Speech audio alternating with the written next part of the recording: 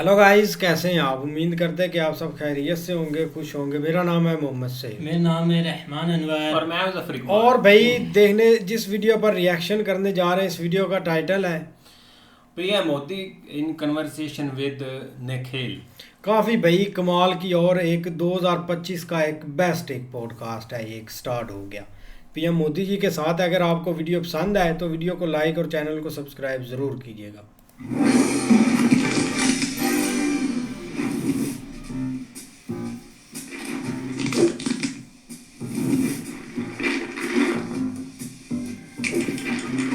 आवाज़ थोड़ी सी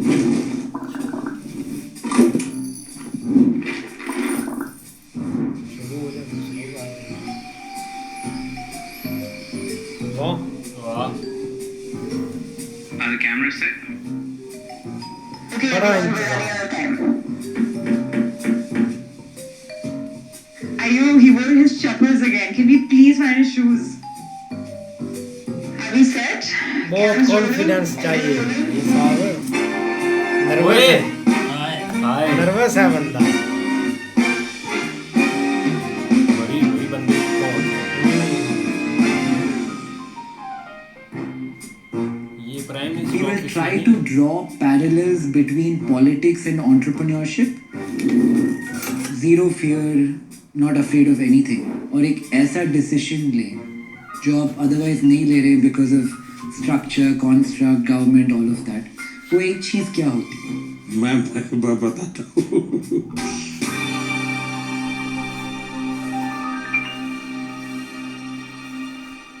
Start? अब तक कितने पॉडकास्ट किए आपने? 25 सर। 25। हाँ, बट हम महीने में एक रात करते हैं बस। अच्छा, हर महीने में एक दिन एक पॉडकास्ट और बाकी महीना कुछ नहीं करते। लेकिन जिससे करना है उसको एक महीने तक समय दे करके उसको हाँ, काफी कंफर्ट करते हैं। करेक्ट। इन डेप्थ में करते हैं। ज़्यादातर पॉडकास्ट जो हमने किया है इज़ अबाउट एंटरप्रेन्योरशिप। हमारी ऑडियंस पूरी वो कैटेगरी है 15 to 40 जिनको पहली बार एंटरप्रेन्योरशिप स्टार्ट करना है। तो हम करते हैं आर्टिफिशियल इंटेलिजेंस के बारे में एक एपिसोड, मेटावर्स के बारे में एक एपिसोड, फार्मास्यूटिकल चीज़ों के बारे में एक, ऐसे वेरी स्पेसिफिक सब्जेक्ट करते हैं। और एक चीज़ हमने अभी शुरू की है पीपल, जिसमें हमने बिल गेट्स ऐसे कुछ लोगों के साथ बातें की हैं, but again very specific to the industry they belong to. एक तो मेरे लिए पॉडकास्ट पहली बार हो रहा है और इसलिए मेरे लिए भी ये दुनिया बिल्कुल नई है। तो सर मुझे माफ़ कीजिए अगर मेरी हिंदी ज़्यादा अच्छी नहीं हो। मैं साउथ इंडियन हूँ, मैं ज़्यादातर बैंगलोर में पला बड़ा हूँ और वहाँ पे लोग, मेरी मम्मी का सिटी मैसूर है तो वहाँ पे ज़्यादा लोग कन्नड़ा बोलते हैं और मेरे पापा मंगलुरु के पास से थे। हिंदी मैंने स्कूल में सीखी है बट फ्लुएंसी के हिसाब से बहुत ज़्यादा अच्छी नहीं है। और लोग कहते हैं कि ज़्यादातर कम्युनिकेशन नॉन वर्बल होती है, जो लोग एक दूसरे को देख के समझ जाते हैं। तो I think we should be fine. देखिए, मैं भी हिंदी भाषी नहीं हूँ, तो हम दोनों की ऐसे ही चलेगी। और ये एक हमारा पॉडकास्ट एक ट्रेडिशनल इंटरव्यू नहीं है। मैं जर्नलिस्ट नहीं हूँ। हम ज़्यादातर उन लोगों से बातें करते हैं जिन्हें पहली बार एंटरप्रेन्योरशिप करनी हो। तो हम उन्हें ये बताते हैं कि एक इंडस्ट्री में एंटरप्रेन्योर बनने के लिए क्या चाहिए, फंडिंग पहली बार कहाँ से मिले, उन्हें कहाँ से सीखने के लिए मटेरियल मिलेंगे ऑनलाइन। तो हम उस जोन से आ रहे हैं। And along the way today we will try to draw parallels between politics and entrepreneurship, क्योंकि मुझे ऐसा लगा है कि इन दोनों में से बहुत सारी ऐसी सिमिलैरिटीज़ हैं जिसके बारे में किसी ने अब आज तक बातें नहीं की है। तो विल टेक दैट डायरेक्शन और आगे चलते हैं। तो अगर आप चाहे इस पॉडकास्ट में कुछ सवाल खुद पूछने के लिए, मेरे पास कोई अच्छे आंसर्स नहीं है बट आप बेहद पूछ सकते हैं। पहली चीज़ मैं बात करना चाहूँगा इस पॉडकास्ट में इज़ आपके लाइफ के पहला भाग, प्री पीएम, प्री सीएम, आप कहाँ पैदा हुए थे, पहले 10 सालों में आपने क्या किया था। If you can throw some light on the first era of your life. पूरी लाइफ। देखिए, वैसे तो सबको पता है मेरा जन्म गुजरात में, नॉर्थ गुजरात में महसाना डिस्ट्रिक्ट है। वहाँ वडनगर एक छोटा सा टाउन है। वरना जब हम छोटे थे तब तो शायद 15,000 की आबादी थी। तो मोटा मोटा मुझे याद है। मैं उस स्थान से हूँ। लेकिन तब तो जैसे हर एक का अपना एक गांव होता है, वैसा एक मेरा गांव था। मेरे गांव एक प्रकार से गायकवाड़ी स्टेट था। तो गायकवाड़ स्टेट की एक विशेषता थी, हर गांव में एजुकेशन के प्रति बड़े आग्रही थे। एक तालाब होता था, पोस्ट ऑफिस होती थी, लाइब्रेरी होती थी। ऐसे 4-5 चीजें, यानी गायकवाड़ी स्टेट का गांव है तो ये होगा ही होगा, ये उनके विशेष व्यवस्था थी। तो मैं वो उस गायकवाड़ी स्टेट की जो प्राइमरी स्कूल बनी हुई थी उसमें ही पढ़ा था। तो मेरे खैर बचपन में वही रहा। तालाब था तो स्विमिंग करना सीख गए वहाँ। मेरे परिवार के सबके कपड़े मैं धोता था, तो उसके कारण मुझे तालाब जाने की इजाजत मिल जाती थी। बाद में वहाँ एक भागवताचार्य नारायणाचार्य हाई स्कूल था, BN हाई स्कूल। वो भी एक प्रकार से चैरिटेबल ही था। वो कोई ऐसा आजकल का जो एजुकेशन की स्थिति है वैसे नहीं थी। तो मेरा वहाँ स्कूली शिक्षा वहाँ पर हुई। उस समय ये 10+2 नहीं था, 11वीं कक्षा हुआ करती थी। मैंने कहीं पढ़ा था कि चाइनीज फिलोसोफर ह्यूएन संग वाह। वो मेरे गांव में रहे थे। तो उस पर एक फिल्म बनाने वाले थे। तो मैंने उस समय शायद उनकी यहाँ एम्बेसी को या किसी को चिट्ठी लिखी थी कि भाई आपने कहीं पढ़ा है कि आप ह्यूएन संग के लिए फिल्म बना रहे हैं। तो मेरे गांव में वो रहते थे, अब उसको भी जिक्र कहीं करना, ऐसा करके मैंने कुछ प्रयत्न किया था। वो बहुत साल पहले की बात है। उसके पहले मेरे गांव में एक रसिक भाई दवे करके थे। वे कांग्रेस के लीडर थे, थोड़े समाजवादी विचार के भी थे। अब मूल वो सौराष्ट्र के थे और मेरे गांव में आकर के बसे थे।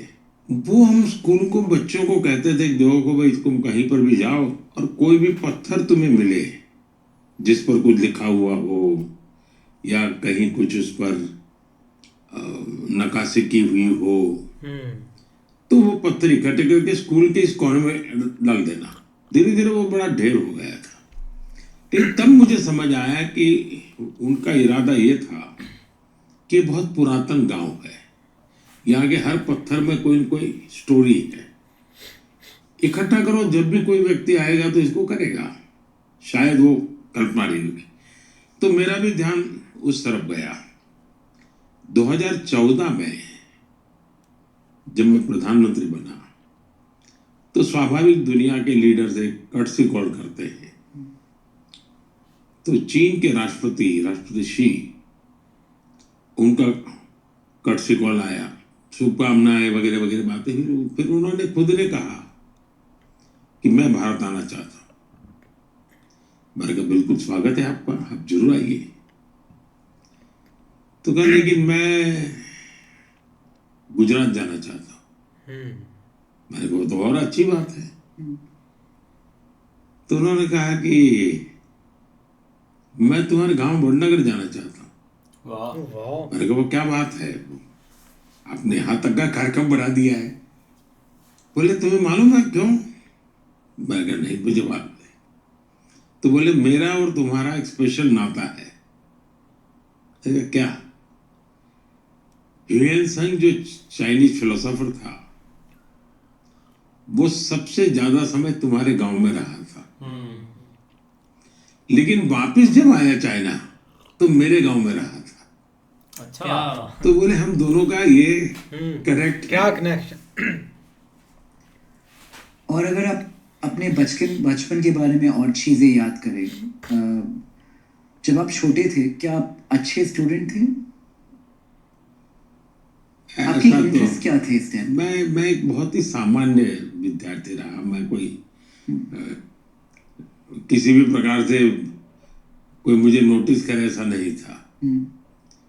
लेकिन मेरे एक टीचर थे वेलजी भाई चौधरी करके, वो मेरे प्रति बहुत वो रखते थे।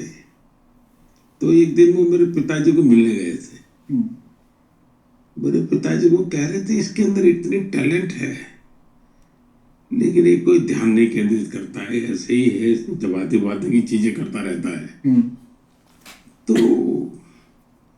बोले हर चीज इतनी जल्दी ग्राफ करता है, लेकिन फिर अपनी दुनिया में खो जाता है। तो वेलजी भाई की मुझसे बहुत अपेक्षा थी, मेरे वेलजी भाई चौधरी की। तो मेरे टीचरों का मुझ पर प्यार बहुत रहता था, लेकिन मुझे ज्यादा पढ़ना है, अगर उसमें कंपटीशन का एलिमेंट है तो मैं शायद उससे दूर भागता था। मुझे कोई मैं रुचि नहीं थी, ऐसे ही परीक्षा पास कर लो भाई, निकाल दो, ऐसा ही रखता था। लेकिन और एक्टिविटी में बहुत करता था। कुछ भी नई चीज है तो उसको तुरंत पकड़ लेना, ये मेरा नेचर था। सर, आपके कोई ऐसे बचपन के दोस्त हैं जो अभी भी आप टच में रहते हैं?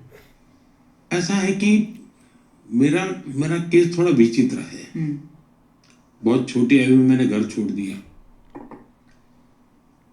घर छोड़ा मतलब सब कुछ छोड़ा मैंने, किसी से मेरा संपर्क नहीं था।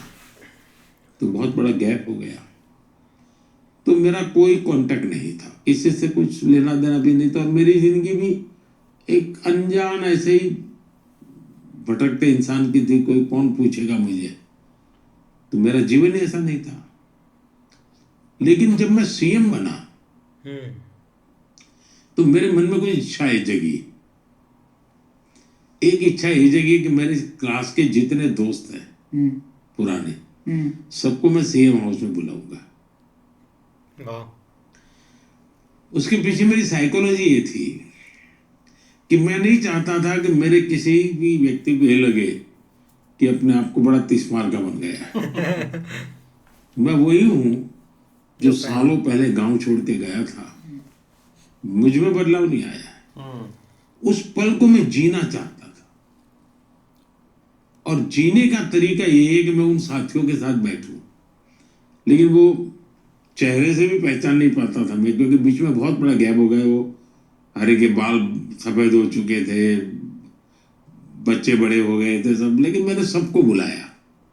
36-35 लोग इकट्ठे हुए थे, और रात को बड़ा खाना वाना खाया, गपशप मारे, पुरानी बचपन की आदत ताजा की। लेकिन मुझे वो बहुत आनंद नहीं आया। अच्छा। आनंद इसलिए नहीं आया कि मैं दोस्त खोज रहा था, लेकिन उनको मुख्यमंत्री नजर आता था। सही बात। तो खाई पटी नहीं। और मेरे जीवन में शायद तू कहने वाला कोई बचा ही नहीं, ऐसी स्थिति हो गई है। सब अभी भी संपर्क में है, लेकिन बड़े सम्मान से मेरे प्रति वो लोग देखते रहते हैं। तो एक टीचर थे मेरे, रासविहारी मणियार, उनका भी स्वर्गवास हुआ कुछ समय पहले, और वो करीब 93-94 थे। वो मुझे चिट्ठी हमेशा लिखते थे, उसमें वो तू लिखते थे। बाकी तो एक इच्छा, मैं सीएम बना तो एक थी कि मैं अपने स्कूल के दोस्तों को बुलाया। वाह। दूसरी मेरी इच्छा थी, जो शायद हिंदुस्तान के लोगों के लिए अजीब होगा। मेरा मन करता था मैं मेरे सभी टीचर्स को सार्वजनिक रूप से सम्मान करूंगा। तो मुझे बचपन से जिन्होंने पढ़ाया है और स्कूली शिक्षा तक जो भी मेरे टीचर रहे, मैंने सबको ढूंढा, और सीएम बनने के बाद उनका बहुत बड़ा सार्वजनिक सम्मान किया मैंने। और हमारे गवर्नर साहब थे शर्मा जी, वे भी उस कार्यक्रम में आए, और गुजरात के सभी लब्ध प्रतिष्ठित लोग उस कार्यक्रम में थे। और मैं, एक मैसेज मेरे मन में था कि मैं जो कुछ भी हूँ, इनका भी कुछ न कुछ योगदान है मुझे बनाने में। कोई मेरा बाल मंदिर के टीचर रहे होंगे, कोई सबसे बड़ी आयु के टीचर 93 ईयर के थे। करीब 30-32 टीचर्स को बुलाया था, और उनका सबका मैंने सार्वजनिक रूप से सम्मान किया। और मेरे जीवन की वो बड़ी अच्छी पल थी कि मेरे मन में लगता नहीं है फिर मैंने एक दिन मेरे जीवन में किया, मेरा जो बृहद परिवार था, मेरे भाई, उनके संतान, बहन, उनके संतान, जो भी परिवार के लोग, क्योंकि उनको भी मैं पहचानता नहीं था क्योंकि मैं छोड़ चुका था। लेकिन एक दिन मैंने मेरे सीएम हाउस में सबको बुलाया, सब परिवारजनों को परिचय किया मैंने, ये कौन किसका बेटा है, किसकी शादी कहाँ हुई है, क्योंकि मेरा तो कोई नाता रहा नहीं था। तो तीसरा काम मैंने ये किया। चौथा, मैंने जब संघ के जीवन में मैं था तो शुरू में जिन परिवारों में मुझे खाना मिलता था, खाना खाने जाता था, कई परिवार थे जो इन्होंने मुझे खिलाया पिलाया, कोई जीवन भर मेरा अपना तो कोई खाने की व्यवस्था नहीं थी, ऐसे ही मैं खाता था, तो उन सबको मैंने बुलाया था। तो जिसको कहेंगे मैंने अपनी इच्छा से कोई चीजें की, इतने पिछले 25 साल हो गए मुझे, तो ये 4 चीजें की मैंने। स्कूल के दोस्तों को बुलाया, जिनके घर मैंने खाना खाया था उनको बुलाया, मेरे अपने फैमिली के लोगों को बुलाया, और और टीचर। मैंने टीचर्स को बुलाया। क्या बात है यार। अगर आपको शायद आपको याद नहीं होगा, आप थोड़े साल पहले बैंगलोर आए थे, स्टार्टअप के लोगों से मिल रहे थे, and your last meeting of the night आप हमसे मिले थे, एंड दे टोल्ड अस कि you have 15 minutes alone with him, but आप 1 घंटा बैठे थे। एंड अगर आपको याद है, तभी भी मैं आपको सवाल ही पूछ रहा था। I think it's easier to ask questions than give answers. और मैं आपको ऐसी भी चीज़ें बता रहा था कि ये जो हो रहा है शायद अच्छा नहीं है, वो जो हो रहा है शायद अच्छा नहीं है, और आप सुन रहे थे। अगर आप, if you have to think कि there is some category of people और some age group of people in society जिससे आपका कनेक्शन बहुत स्ट्रॉन्ग है, अगर आप एक एज ग्रुप डिफाइन कर सके तो वो कौन सी होगी? तो मेरे लिए बाय एंड लार्ज कहा जाता था कि भाई नरेंद्र भाई को ढूंढना है तो कहाँ ढूंढोगे? यार 15-20 नौजवानों के बीच में ठाके मारता होगा तो बोले वही खड़ा होगा। तो वे भी एक छवि थी मेरी। तो इसलिए शायद आज तो मैं हर क्षेत्र से, हर उम्र से दूरी महसूस नहीं करता हूँ। कनेक्ट वाला शब्द जितना शायद परफेक्ट आंसर तो मेरा नहीं होगा, लेकिन दूरी महसूस नहीं करता हूँ मैं। जैसे आप कह रहे थे कि आपको कंपटीशन अच्छा नहीं लगता, people like Jiddu Krishnamurti, a lot of very evolved thinkers, वो ऐसी बातें करते हैं कि कंपटीशन अच्छा नहीं है। Somebody coming from that school of thought into politics, जहाँ पे बहुत सारा कंपटीशन है, वो पॉलिटिक्स में वो सेम आइडियोलॉजी कैसे लेके आ सकते हैं? देखिए, बचपन में जो कंपटीशन नहीं, वो तो आलसीपन होगा, कोई बड़ी फिलोसॉफी वगैरह कुछ नहीं होगा। ऐसे ही गैर जिम्मेदाराना व्यवहार जो एक बच्चों का रहता है, ऐसा ही होगा मेरा। मैं नहीं मानता कोई फिलोसॉफी मुझे गाइड करती थी, ऐसा मैं नहीं मानता। मुझे लगता ठीक है, वो ज्यादा नंबर लाएगा, मैं क्या है, मैं अपना तो ज्यादा करूँ। तो दूसरा, मैं सब बंदर का व्यापारी जैसा था जी, जो हाथ लगे समय पर उसको छू लेता था मैं। चाहिए मानिए कोई भी ऐसे कंपटीशन होगा तो मैं उसमें उतर जाऊंगा, नाट्य स्पर्धा होगी तो उतर जाऊंगा। यानी ये चीजें मैं सहज रूप से कर लेता था। अब मेरे यहाँ एक मिस्टर परमार करके मेरे टीचर थे, वो बड़े वो पीटी टीचर कहते हैं शायद, फिजिकल ट्रेनिंग वाले टीचर। तो मेरे यहाँ एक हवेली में एक छोटा सा अखाड़ा था। तो मैं इनसे इतना इंस्पायर हुआ तो मैं रेगुलर जाता था, मृतसम सीखता था मैं उस समय। कुश्ती क्या सीखा। होता है सर? कुश्ती। कुश्ती और मलस्तंभ, जो लकड़ी का एक बहुत बड़ा पिलर होता है, इस पर जो खास करके महाराष्ट्र में वो मलस्तंभ होता है। अच्छा। वैसे वो मेरे शरीर को सुगठित बनाने के लिए उत्तम एक्सरसाइज है। वो एक प्रकार से खंबे पर करने वाला योगा है एक प्रकार से वो। तो मैं चला जाता सुबह 5 बजे उठ के उनके पास चला जाता था मैं, और वो भी मेरे पीछे मेहनत करते थे, लेकिन मैं खिलाड़ी नहीं बना। ठीक है, कुछ समय किया, छोड़ दिया, ऐसा ही रहा। क्या ऐसी कोई चीजें हैं जो राजनीति में एक पॉलिटिशियन के लिए टैलेंट मानी जा सकती है? जैसे कि एंटरप्रेन्योरशिप में जब कोई कंपनी स्टार्ट कर रहा है, उसके लिए इनहेरेंटली 3-4 टैलेंट्स चाहिए होते हैं। जैसे कि कोई अच्छी मार्केटिंग करे, कोई अच्छा सेल्स करे, कोई अच्छा टेक्नोलॉजी में हो जो प्रोडक्ट डेवलप करे। अगर किसी युवा को आज पॉलिटिशियन बनना है तो उसमें ऐसी कोई टैलेंट्स है जो आप परख सकते हैं अच्छा सवाल। कि ये होना चाहिए? 2 चीजें अलग अलग हैं। पॉलिटिशियन बनना वो एक पार्ट है, और पॉलिटिक्स में सफल होना वो दूसरी चीज है। तो 2 अलग तरीके से। तो एक तो हो गया है राजनीति में आना,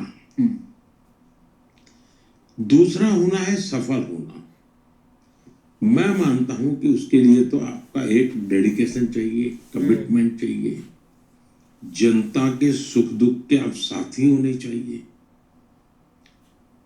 आप एक्चुअली अच्छे टीम प्लेयर होने चाहिए।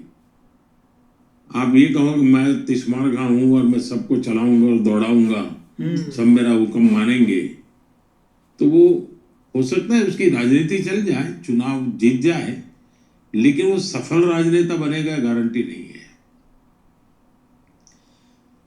और देखिए, देश में मैं कभी कभी सोचता हूं, हो सकता है मैं जो सोचता हूं वो विवाद भी पैदा कर सकता है। जब आजादी का आंदोलन चला, उसमें समाज के सब वर्ग के लोग जुड़े, लेकिन सब पॉलिटिक्स में नहीं आए। कुछ लोगों ने अपना जीवन बाद में शिक्षा को दे दिया, किसी ने खादी को दे दिया, किसी ने प्रौढ़ शिक्षा को दे दिया, खाते किसी ने ट्राइबल की भलाई के लिए ऐसा रचनात्मक कामों में लग गए। लेकिन देशभक्ति से प्रेरित वो आंदोलन था, आजादी का आंदोलन। हर एक के मन में एक जज्बा था, भारत को आजाद कराने के लिए मुझसे जो होगा मैं करूंगा। आजादी के बाद उसमें से एक लॉट राजनीति में आया, और शुरू में देखिए राजनीति के बाद हमारे देश में जितने टॉलवर्ड लीडर्स थे वो आजादी के जंग से निकले हुए लीडर थे। तो उनकी सोच, उनकी मैच्योरिटी, उसका रूप अलग है, बिल्कुल ही अलग है। इनकी बातें, उनकी बिहेवियर की जो चीजें सुनने को मिलती है, उसमें एक बहुत ही समाज के प्रति अतिशय समर्पण भाव। और इसलिए मेरा मत है कि राजनीति में निरंतर अच्छे लोग आते रहने चाहिए, और मिशन लेकर के आए, एम्बिशन लेकर के नहीं। अगर मिशन लेकर के निकले हो तो कहीं कहीं तो आपको स्थान मिलता जाएगा। एम्बिशन से ऊपर होना चाहिए मिशन। फिर आपके अंदर क्षमता होगी। अब जैसे महात्मा गांधी, आज के युग के नेता की जो आप परिभाषा देखते हैं तो उसमें महात्मा जी कहां फिट होते हैं? पर्सनालिटी वाइज शरीर दुबला पतला, ऑरेटरी न के बराबर थी। तो उस हिसाब से देखे तो भाई वो लीडर बन ही नहीं सकते थे। तो क्या कारण था? तो जीवन बोलता था। सही बात है। और ये जो ताकत थी, उसने इस व्यक्ति को पीछे पूरे देश को खड़ा कर दिया था। और इसलिए ये जो आजकल ये जो बड़े प्रोफेशनल कैटेगरी में पॉलिटिशियन का रूप देखा जा रहा है। लच्छादार भाषण करने वाला होना चाहिए। ये कुछ दिन चल जाता है, तालियां बज जाती हैं, लेकिन अल्टीमेटली तो जीवन काम करता है। सही बात। और बनता दूसरा है भाई। मेरा मत है कि भाषण कला, ऑरेटरी, उससे भी ज्यादा महत्वपूर्ण है कम्युनिकेशन। आप कम्युनिकेट कैसे करते हैं? अब देखिए, महात्मा गांधी हाथ में अपने से भी ऊंचा डंडा रखते थे, लेकिन अहिंसा की वकालत करते थे। बहुत बड़ा कॉन्ट्रास्ट था। ठीक है, कम्युनिकेट करते थे। महात्मा जी ने कभी टोपी नहीं पहनी, लेकिन दुनिया गांधी टोपी पहनती थी। कम्युनिकेशन की ताकत थी। महात्मा गांधी का राजनीति क्षेत्र था, पॉलिटिक्स था, लेकिन राज्य व्यवस्था नहीं थी। वो चुनाव नहीं लड़े थे, वो सत्ता पे नहीं बैठे थे, लेकिन मृत्यु के बाद जो जगह बनी उसको नाम राजघाट रखा। और सर, जो आपने अभी कहा है, ये आज के पूरे कॉन्वर्सेशन का पॉइंट हमारे लिए यही है कि we want to tell young people कि think of politics as entrepreneurship, and what I'm hoping is at the end of this, एक 10,000 young smart Indians get motivated by your life, get inspired to try and be politicians in India. लाल किले से तो कहा था कि देश को 1 लाख ऐसे नौजवानों की जरूरत है जो राजनीति में आए। और मैं मानता हूं कि लेना, पाना, बनना, ये अगर मकसद है तो उसका आयुष्य बहुत लंबा नहीं है जी। एंटरप्रेन्योर के पास जो पहली ट्रेनिंग होती है ग्रो करने की, यहां पहली ट्रेनिंग होती है खुद को खपा देने की, जो है वो भी दे देने की। सही बात। वहां पर मेरी कंपनी या मेरा प्रोफेशन, उसकी नंबर 1 कैसे बने। यहां होता है नेशन फर्स्ट। ये बहुत बड़ा फर्क होता है। और समाज भी नेशन फर्स्ट की सोच वाले व्यक्ति को ही स्वीकार करता। सही बात।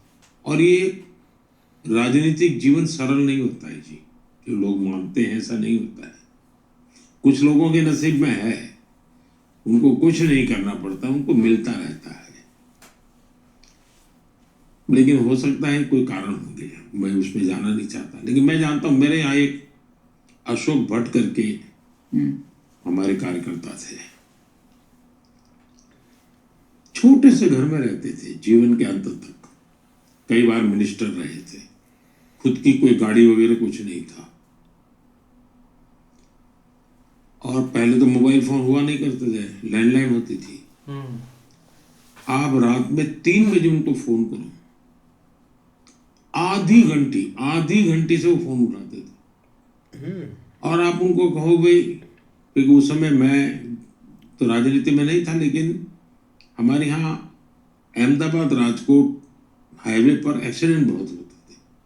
बगोदरा करके जगह है, तो सप्ताह में 2-3 दिन मुझे फोन आते थे कि भाई यहाँ बड़ा एक्सीडेंट हो गया है। तो मैं अशोक भट्ट को फोन करता था और वो कहते अच्छा, थोड़ी देर में वो निकल जाते थे। खुद के पास गाड़ी वाड़ी कुछ नहीं, वो किसी को पकड़ लेंगे, ट्रक पकड़ लेंगे। जिंदगी पूरी ऐसे जीते थी। Are you also saying that कोई युवा ऐसा ना सोचे कि मुझे पॉलिटिशियन बनना है, बट ये सोच के आए कि मुझे पॉलिटिशियन बन के क्या करना है? ऐसा है कि वो ज्यादातर लोग पॉलिटिशियन बनना ऐसा नहीं चाहते। वो कहते मुझे एमएलए बनना है, मुझे कॉर्पोरेटर बनना है, मुझे एमपी बनना है। वो एक अलग कैटेगरी है जी। पॉलिटिक्स में आने का मतलब चुनाव लड़ना ही जरूरी थोड़ा है जी। वो तो लोकतंत्र की एक प्रक्रिया है, ऐसे कि मौका मिलेगा लड़ लीजिए। काम तो है जन सामान्य के दिलों को जीतना। चुनाव तो बाद में जीते जाते हैं, और जन सामान्य के दिल जीतने के लिए जिंदगी उनके यहाँ उनके बीच में जीनी पड़ती है जी। जिंदगी को उनके साथ जोड़ना पड़ता है, और ऐसे लोग हैं, आज भी है देश में। अगर आप आजकल के पॉलिटिशियंस के बारे में बात करें जो यंग हैं, आपको किसी में ऐसी दिखती है, like do you see that much potential in anybody? बहुत लोग हैं जी, बहुत लोग हैं, और बिल्कुल खप जाते हैं, दिन रात मेहनत करते हैं, मिशन मूड में काम करते हैं जी। कोई एक आदमी आपके दिमाग मैं नाम कहूंगा तो कईयों के साथ अन्याय हो जाएगा, तो मेरा दायित्व बनता है कि मैं किसी को अन्याय न करूं। सही बात। लेकिन मेरे सामने कई नाम हैं, कई चेहरे हैं, कई लोगों की बारीकियां मुझे पता है। जब आप पहले कह रहे थे कि वो जो लोगों के साथ रहना, फीलिंग फॉर देम, वो एम्पैथी, सिंपैथी, क्या आपके चाइल्डहुड में ऐसी कोई चीजें थी which made you like that? ये भी अच्छा सवाल। मतलब जैसे आप कह रहे थे कि पॉलिटिशियन जब आप बनना चाहते हैं तो it's not about you, you are secondary. जो लोग हैं जिनके लिए आप पॉलिटिशियन है वो पहला बन जाते हैं। आपके चाइल्डहुड में ऐसी कोई चीज थी जिसकी वजह से वो ऐसा है कि मेरा जीवन मैंने नहीं बनाया है, हालात ने बनाया है। मैं बचपन से जो जिंदगी गुजार करके आया हूं, मैं उसकी गहराई में जाना नहीं चाहता हूं, क्योंकि अलग मेरा बचपन बीता है। लेकिन वो जिंदगी बहुत कुछ सिखाती है जी, और शायद वही मेरा एक प्रकार से सबसे बड़ी यूनिवर्सिटी थी। मुसीबत यूनिवर्सिटी है मेरे लिए, जो मुझे सिखाती है। मुसीबत ही यूनिवर्सिटी। और हो सकता है कि मैंने मुसीबत को मोहब्बत करना सीख लिया है, जिसने मुझे बहुत कुछ सिखाया है। मैं उस राज्य से आता हूं जहां मैंने माताओं बहनों को सर पे घड़ा लेकर के 2-2, 3-3 किलोमीटर पानी के लिए जाते देखा है। सही। तब मेरा मन करता है कि आजादी के 75 साल के बाद क्या मैं पानी पहुंचा सकता हूं? तो उस संवेदनाओं में से पैदा हुई मेरी ये एक्टिविटी है। योजनाएं होगी, पहले भी होगी, मैं योजनाओं को क्लेम नहीं करता। सपने पहले भी लोगों ने देखे होंगे, लेकिन मैं उन सपनों के लिए खप जाता हूं। सपने किसी के भी क्यों ना हो, लेकिन वो सपना सही है तो मेरा काम है मैं खप जाऊं, ताकि कुछ निकले देश के लिए।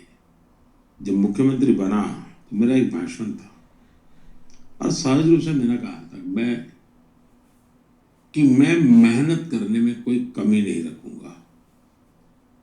दूसरा, मैं मेरे लिए कुछ नहीं करूंगा।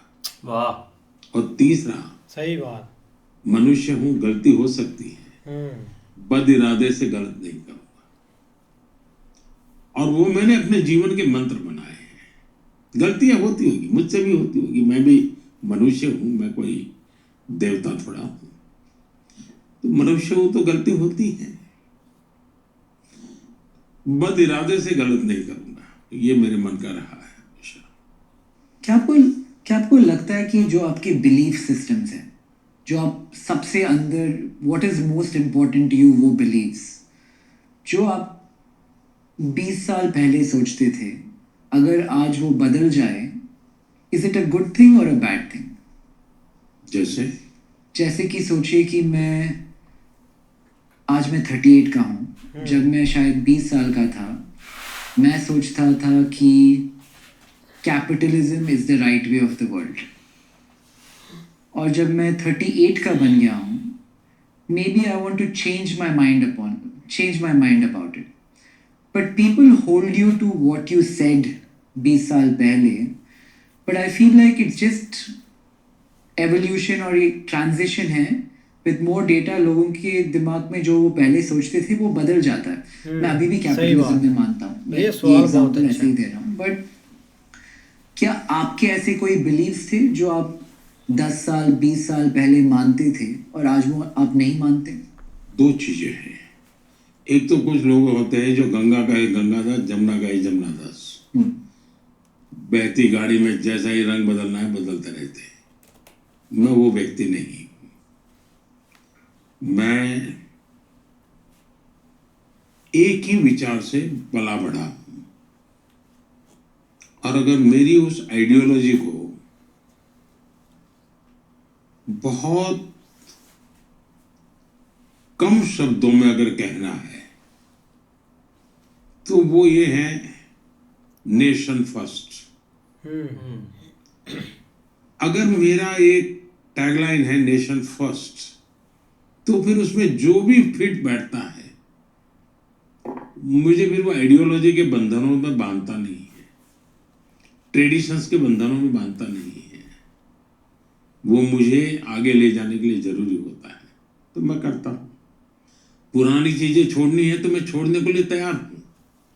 नई चीजें स्वीकार करने के लिए तैयार हूं. लेकिन मानदंड क्या? Nation first. मेरा तराजू एक है, मैं तराजू नहीं बदलता. अगर मैं इसको थोड़ा और दूसरी तरफ लेके जाऊं तो क्या पॉलिटिशियन की आइडियोलॉजी होती है जिसके वजह से उसे फॉलोअर्स मिलते हैं, या सोसाइटी की आइडियोलॉजी होती है जिसको पॉलिटिशियन कॉपी करते हैं और उसके वजह से उसको फॉलोअर्स मिलते हैं? आइडियोलॉजी से भी ज्यादा आइडियलिज्म का महत्व है. आइडियोलॉजी के बिना राजनीति होगी ऐसा मैं नहीं कहता हूं. लेकिन आइडियलिज्म, आदर्शवाद, इसकी बहुत जरूरत होती है. जैसे आजादी के पहले क्या आइडियोलॉजी थी भाई? आंदोलन चलता, फ्रीडम, आजादी, वही एक आइडियोलॉजी थी. गांधी जी का रास्ता जुदा था, आइडियोलॉजी आजादी. सावरकर का रास्ता अपना था, आइडियोलॉजी अलग. कौन सी? आजादी. लोग कहते हैं कि पॉलिटिशियन बनने के लिए थिक स्किन चाहिए, मोटी चमड़ी. How does one develop this? लोग ट्रोल करेंगे, पब्लिक में आपके बारे में बुरा कहेंगे, आपके बारे में कहानियां बनाएंगे. ये नॉर्मल आदमी के लिए एक नया एक्सपीरियंस है.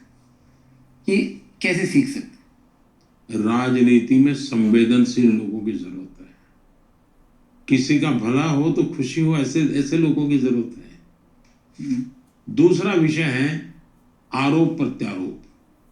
तो ये लोकतंत्र में आपको स्वीकार करके चलना चाहिए कि आप पर आरोप होंगे, भांति भांति के आरोप होंगे.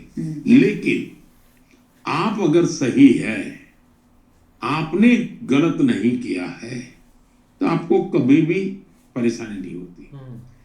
और सर, आपने प्री सोशल मीडिया पॉलिटिक्स में आप सीएम रह चुके हैं और पोस्ट सोशल मीडिया में आप पीएम हैं.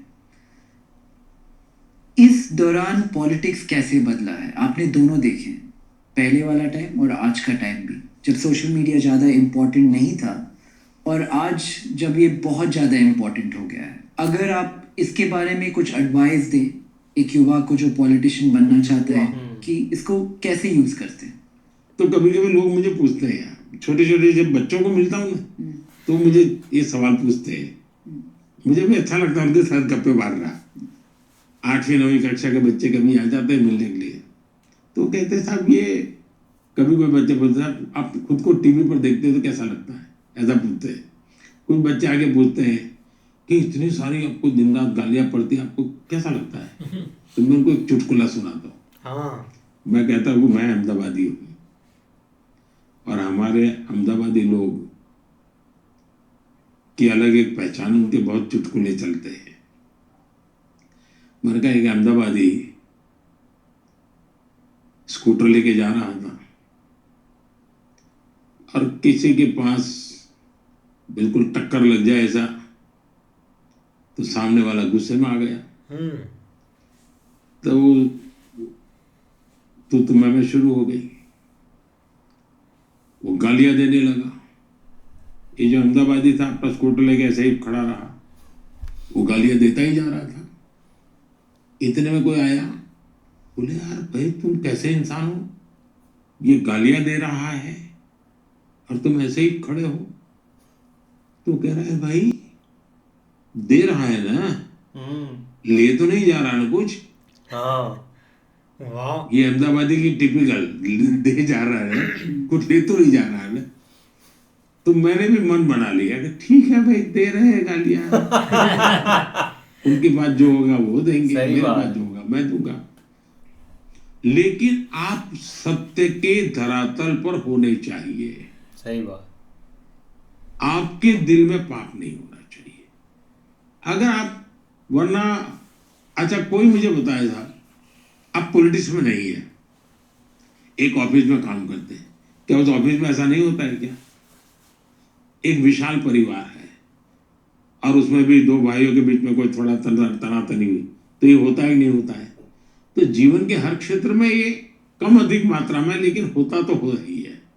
और इसलिए उसके आधार पर मोटी चमड़ी के होने के लिए इसे हमें नहीं सोचना चाहिए।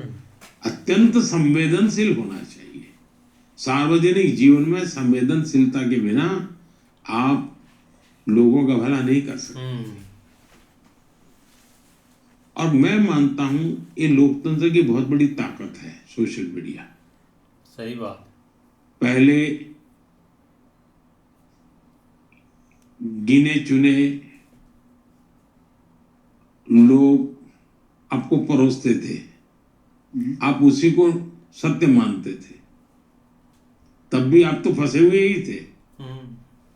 आपको कोई वेरिफिकेशन के लिए अवकाश ही नहीं था कि भाई उसने कहा कि 1 लाख लोग मर गए, तो आप मानते 1 लाख मर गए। आज आपके पास ऑल्टरनेट है, आप वेरीफाई कर सकते हैं कि भाई ये बात आई है तो यहाँ कहाँ है, ये यहाँ कहाँ है। आपके मोबाइल फोन में हर चीज अवेलेबल है। थोड़ा ध्यान दीजिए, आप बहुत आराम से सत्य के पास पहुंच सकते हैं। सही है। और इसलिए डेमोक्रेसी को ताकत देने का काम सोशल मीडिया से हो सकता है। जो लोग आज विकृतियों के कारण कुछ गलत कर रहे हैं, तो समाज में वैसी सामान्य स्थिति में भी, मुझे तो याद है जब पहले मैं संगठन का काम करता था, कोई बात ना हो, हम जनसंघ के लोगों को, तो मैं तो समय राजनीति में नहीं था, ऐसी गालियां पड़ती थी, कुछ न किया हो, कुछ भी नहीं, गालियां पड़ती थी। यहां तक कि अकाल आया तो भी गाली देते थे पॉलिटिशियन। ऐसे ही। तो उस जमाने में भी ऐसा ही होता था, लेकिन तब वो प्रिंट मीडिया हुआ करता था, तो उसकी उतनी ताकत थी। आज सोचे तो थोड़ा बहुत तो पहले भी था, आज भी है, लेकिन आज आपके पास सत्य खोजने के लिए बहुत सारा कैनवास अवेलेबल है। सही बात।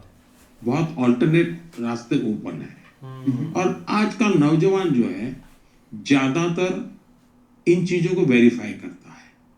देखिए, मैं आजकल कभी बच्चों को मिलता हूं, मैं हैरान हूं, स्पेस के विषय में काफी रुचि नजर आती है।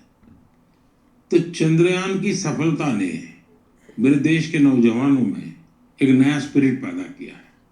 मुझे कई बच्चे मिलते हैं, वो गगनयान के टाइम टेबल के विषय में उनको पता होता है। सोशल मीडिया की ताकत देखिए, वो फॉलो करता है कि गगनयान का क्या हो रहा है, एस्ट्रोनॉट का क्या हो रहा है, किसकी कहाँ ट्रेनिंग चल रही है। 8वीं 9वीं कक्षा के बच्चों को पता होता है। इसका मतलब ये हुआ कि सोशल मीडिया एक प्रकार से नई जनरेशन के लिए एक बहुत बड़ी ताकत भी बन रही है, और मैं उसको उपयोगी मानता हूँ। जब मैं नया नया राजनीतिक क्षेत्र में आया, तो मैं तो बहुत छोटा था, तो मुझे तो कोई गाली खाने का प्रश्न नहीं आता था, लेकिन उटपटांग चीजें मैं सुनता था, तो मुझे लगता था ये क्यों ऐसा बोलते हैं लोग, क्यों ऐसा करते हैं। सही बात। फिर धीरे धीरे मुझे समझ में आया कि भाई ये एक क्षेत्र ही ऐसा है, इसमें आपको जीना है। आजकल बहुत सारे बच्चे ये कह रहे हैं कि उनको एंजाइटी होती है, मुझे भी होती है। एंजाइटी मेरे लाइफ में the way it presents itself is, जैसे मैं आपके साथ बैठ के बातें कर रहा हूँ, I feel nervous, I feel anxious. मुझे ये लगता है कि पता नहीं मैं क्या बोल दूंगा, आपको कैसे लगेगा, एंड आप it's a tough conversation for me to have. बहुत सारे बच्चे एंजाइटी के बारे में बात कर रहे हैं. ये आपकी ज़िंदगी में भी आता है, और जब आपके बचपन में आता था आपने इसके साथ किया क्या? आता तो होगा, ऐसा तो नहीं है कि परमात्मा ने कुछ मेरे लिए दरवाजे बंद रखे होंगे. जो हर एक को देते हैं वो मुझे भी दिया होगा. लेकिन हर एक की अपनी इन चीजों को मैनेज करने की अलग अलग क्षमता होती है और अलग अलग स्टाइल होती है. सही है. कि आप अगर मैं ये आपसे सीखना चाहूँ तो how does one do it? Exactly कोई थीसिस के रूप में कहना तो बड़ा कठिन है, लेकिन मैं एक ऐसे पद पर बैठा हूं कि मुझे मेरे इमोशंस को, मेरी जो नेचुरल टेंडेंसी मनुष्य की होती है, उन सब से बाहर रहना होगा, सबसे ऊपर रहना होगा. अब जैसे 2002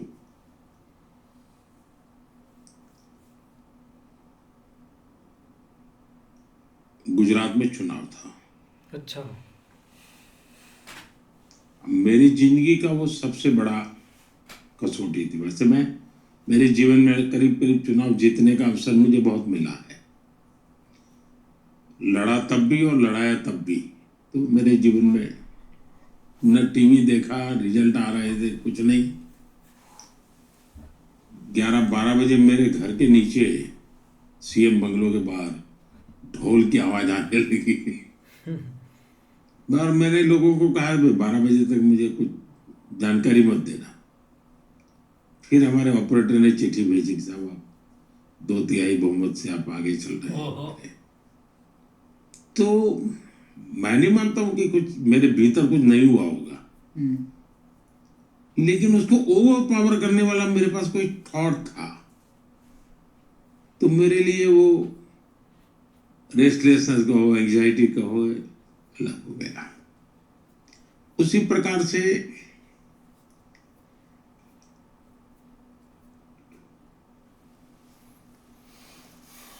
मेरे यहाँ एक बार 5 जगह पे बम ब्लास्ट हुए. आप कल्पना कर सकते हैं कैसी स्थिति होगी मुख्यमंत्री के नाते.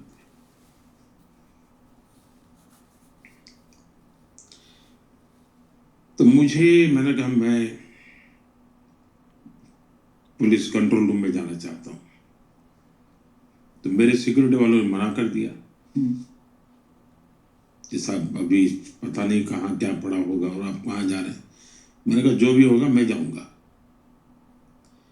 वो बड़े परेशान थे कि ये आखिर करके मैं आकर के गाड़ी में बैठ गया. तो चलती मैंने कहा पहले अस्पताल जाऊंगा. नहीं, बोले साहब अस्पतालों में भी बम फुट रहे हैं. मैंने कहा जो होगा होगा, मैं जाऊंगा. तो मेरे भीतर उसको आप कह सकते हैं कि रेस्टलेसनेस होगा, एंग्जाइटी होगी, लेकिन मेरा तरीका ये था कि मैं अपने मिशन के साथ खप जाता था. तो मैं उसको अलग रूप में अनुभव करता हूँ. शायद मुझे उस पर जिम्मेवारी का भाव आ जाता है. मैं 24 फरवरी 2002 को जीवन में पहली बार एमएलए बना. 24 फरवरी 2002.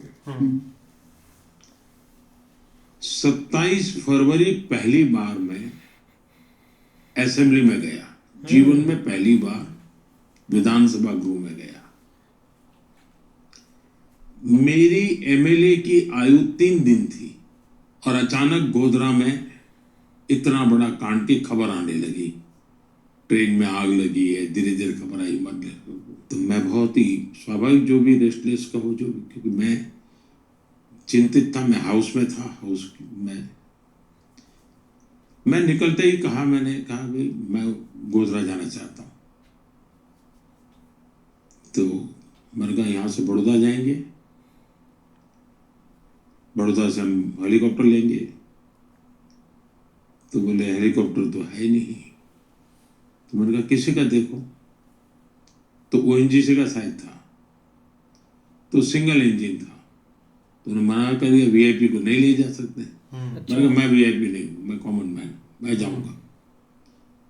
तो बड़ा झगड़ा हुआ हमारा। मैंने कहा मैं लिख देता हूँ, जो कुछ भी होगा मेरी जिम्मेवारी है, मैं सिंगल इंजन हेलीकॉप्टर से जाऊँगा।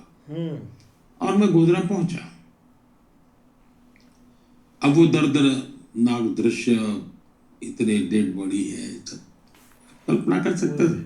मैं भी इंसान हूँ, मुझे भी सब कुछ हुआ जो होना था, लेकिन मुझे मालूम था कि मैं एक ऐसे पद पर बैठा हूँ कि मुझे मेरे इमोशंस को, मेरी जो नेचुरल टेंडेंसी मनुष्य की होती है, उन सब से बाहर रहना होगा, सबसे ऊपर रहना होगा।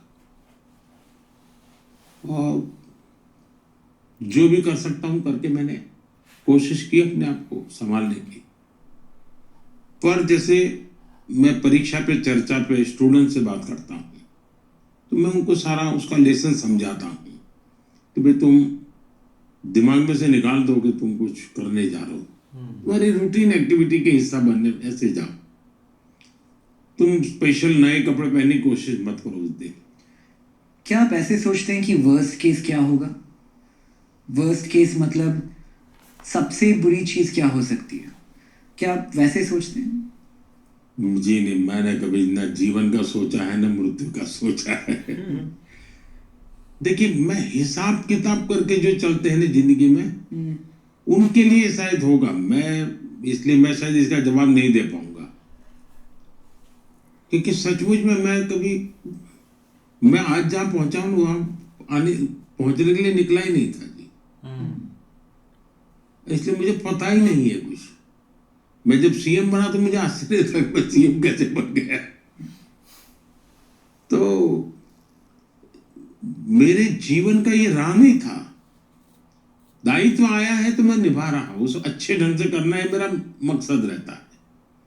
पर कोई इस काम के लिए चल पड़ा था ऐसा नहीं है जी। इसलिए मुझे वो हिसाब किताब बैठता नहीं है जी, जो सामान्य जीवन में होता है।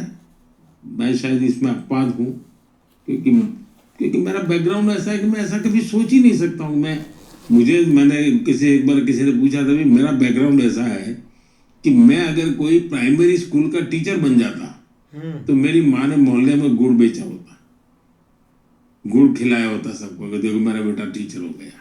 तो मेरा वो बैकग्राउंड था।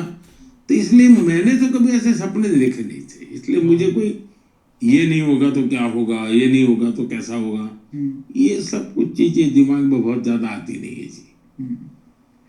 जैसे आज आपने पहले कहा था कि सफलता से ज्यादा फेलियर से सीखने को मिलता है।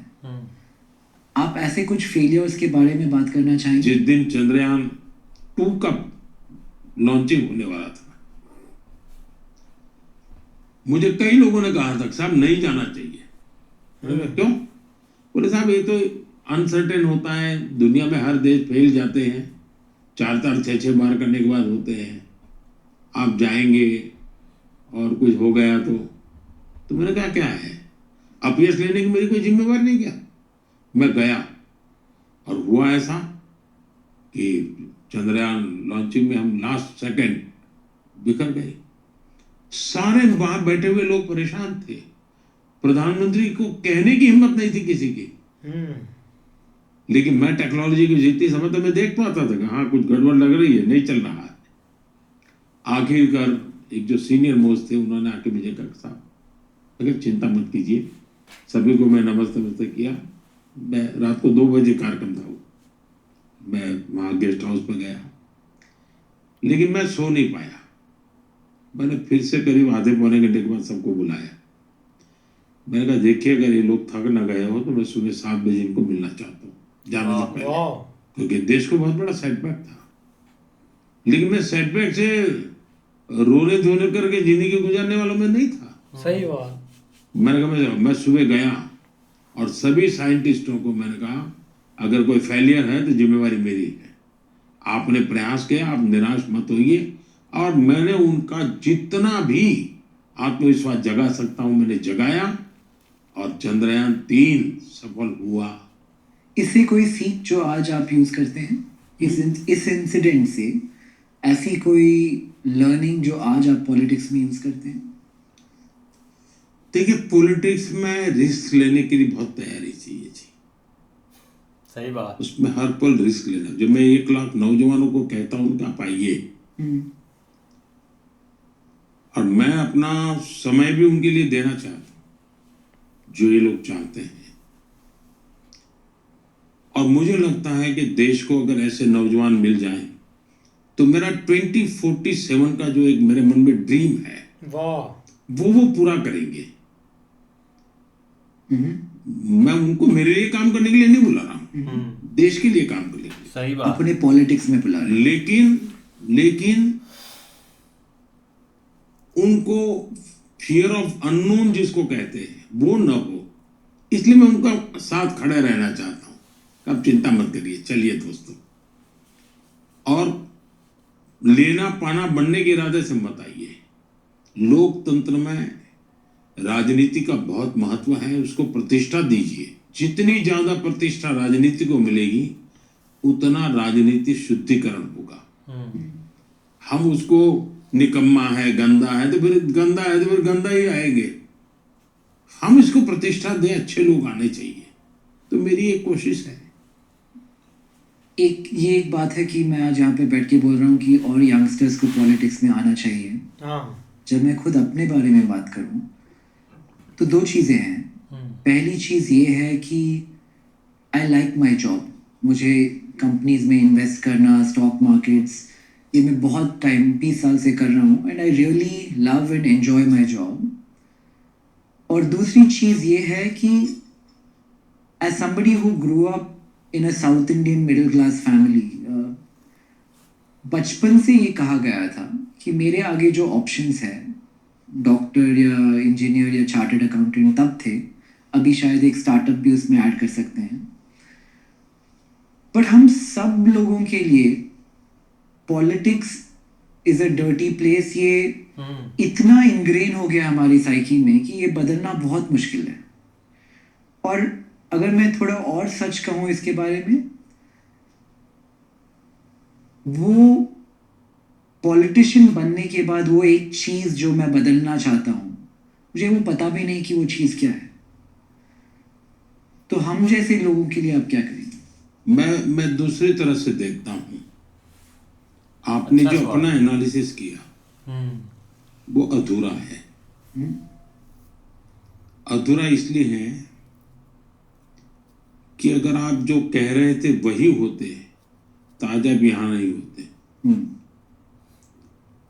आपका एक एक मिनट रुपये पैसों का खेल होता, वो सब छोड़ छाड़ करके दिल्ली की ठंड में आप मेरे साथ अपना दिमाग खपा रहे हो।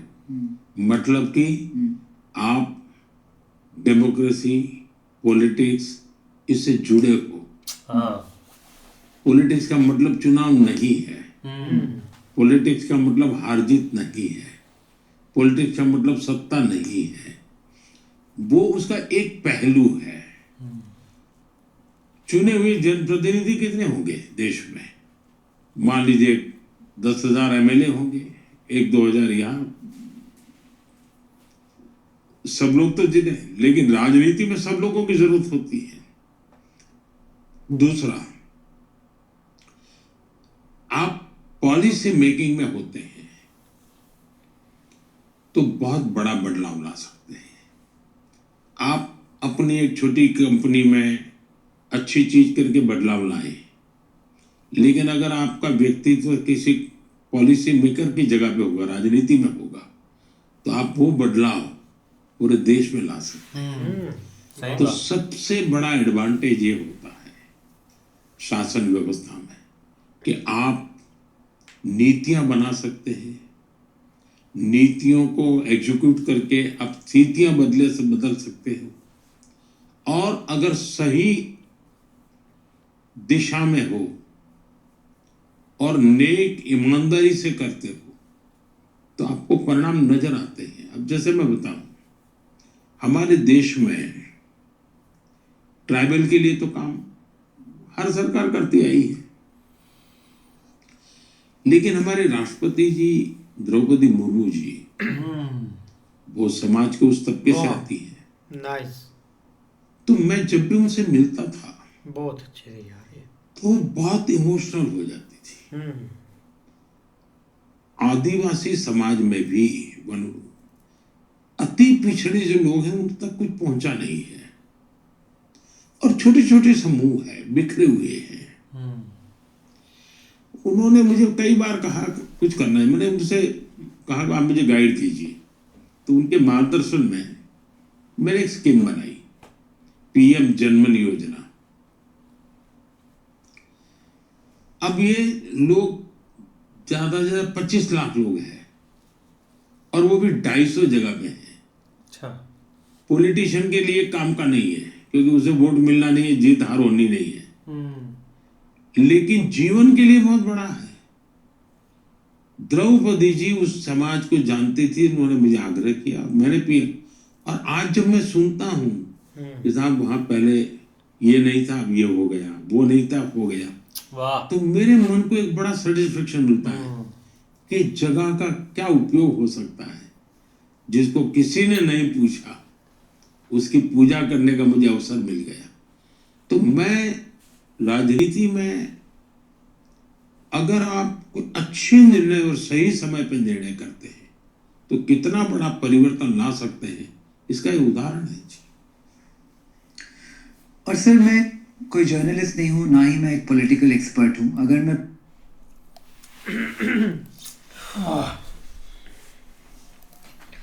वाकई यार एक बहुत एक बेस्ट एक पॉडकास्ट था यार। एक पहले भी एक शुरू से भी मैंने बोला था कि एक 2025 का ये एक बेस्ट मतलब कि होगा एक पॉडकास्ट पीएम मोदी जी का। लेकिन अब देखो भाई एक सारे फेल हो गए। एक रणवीर को देख लो, जितने भी पॉडकास्ट करते थे सब ऐसे देखते हैं अब कि ये एक पॉडकास्ट भाई ने एक कहाँ से निकाल लिया। क्योंकि एक पीएम मोदी जी के साथ भाई एक पॉडकास्ट करना ये कोई एक थोड़ी सी बात नहीं होती है, और इतना एक कॉन्फिडेंस चाहिए होता है। हर सवाल को एक मतलब कि एक किस दिशा में पूछना चाहिए और कैसे उसका एक आंसर मिले। लेकिन भाई एक क्या बात है, एक उन्होंने भाई जो एक आगे से आंसर दिए है ना, एक हम्बल तरीके से, एक सुकून से, रिलैक्स होकर, कोई मतलब की चीज़ नहीं, एक ना पीछे लगी हुई ना कुछ ऐसा कोई सीन नहीं हुआ। लेकिन जो सबसे पहले भाई उनके एक मतलब के हुआ था ना, वो एक बचपन पर सवाल हुआ था कि आपका एक बचपन कैसे गुजरा। तो सही है, उन्होंने बोला है कि एक नॉर्मल जैसा एक भाई बचपन होता है एक लड़कों का, एक हर चीज़ सेम ही करते हैं, मतलब कि दोस्तों के साथ खेलना, अगर एक स्कूल में तो सारी चीज़ें। लेकिन हमने कई एक स्टोरी सुनी है जिसमें भाई एक पीएम मोदी जी का एक मतलब कि बताया गया था कि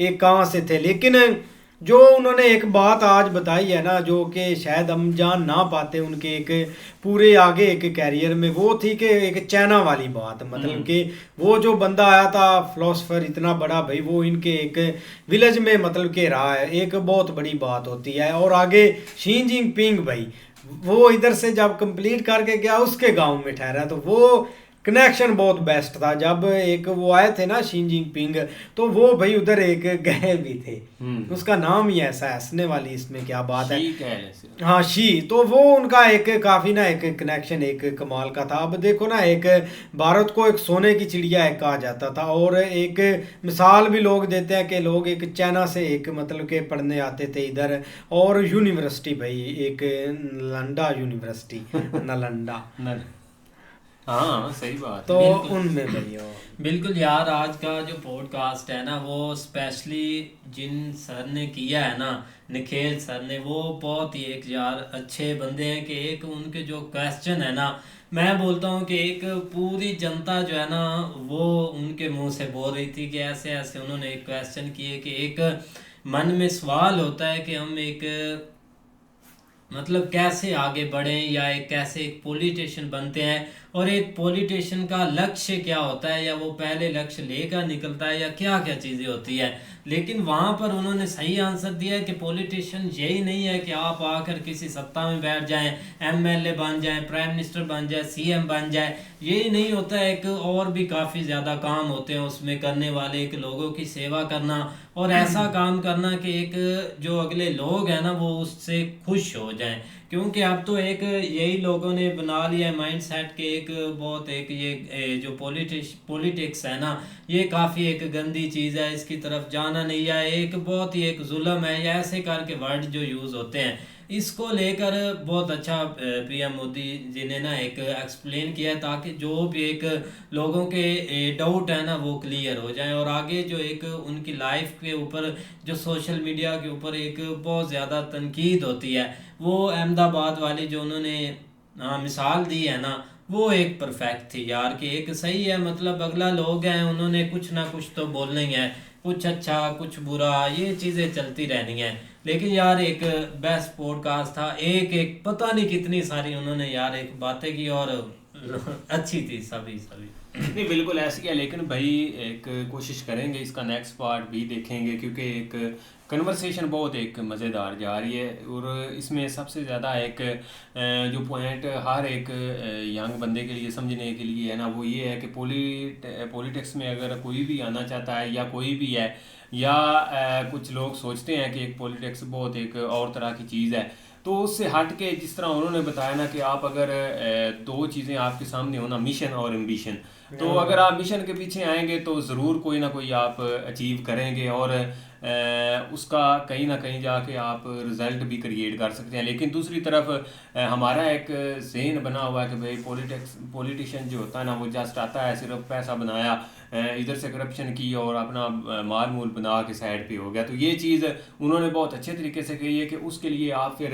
एक शॉर्ट टाइम के लिए ही एक सर्वाइव कर सकते हो, आप लॉन्ग टर्म के लिए उसके लिए सर्वाइव नहीं कर सकते। और उसकी बहुत सारी एक जीती जागती मिसाल जो है ना, वो हमने खुद देखी, इधर अपने मुल्क में भी देखी, और इंडिया के अंदर भी देखी हुई हैं, और जो मतलब भटके हुए हैं वो अभी तक भी है एक कोशिश चाहे जितनी भी कर लें, लेकिन उनको उस हिसाब से एक वो पॉइंट या वो एक मकाम नहीं मिल रहा है जो कि मतलब एक इनके पास है, क्योंकि इन्होंने भाई हमेशा एक मिशन के साथ एक चीज़ें, बाकी बहुत सारी यार चीज़ें हम एक सोच रहे होते हैं किसी भी प्राइम मिनिस्टर के बारे में कि वो एक शायद उसको बहुत सारी चीज़ों का पता नहीं होता, लेकिन आज उनकी बातें सुन लें, उनकी भाई हर एक चीज़ के ऊपर नज़र है, और वो हर एक चीज़ को एक डीपली एक जो है ना वो लेके चल रहे होते हैं। और सबसे बड़ी मज़ेदार बात होती है कि भाई वक्त के साथ आप किस तरह अपने मुल्क के एक मामलात को चेंज करते हैं, तो वो चीज़ें उनमें ये देखी गई हैं। लेकिन देखो ना कि हम अगर अपनी बात करें तो यहाँ पे एक सोशल मीडिया जो कि एक बहुत बड़ा प्लेटफॉर्म है, यहाँ तक कि एक यूएसए में जो इलेक्शन हुए, जो कि ज़ाहिर बात सुपर पावर है,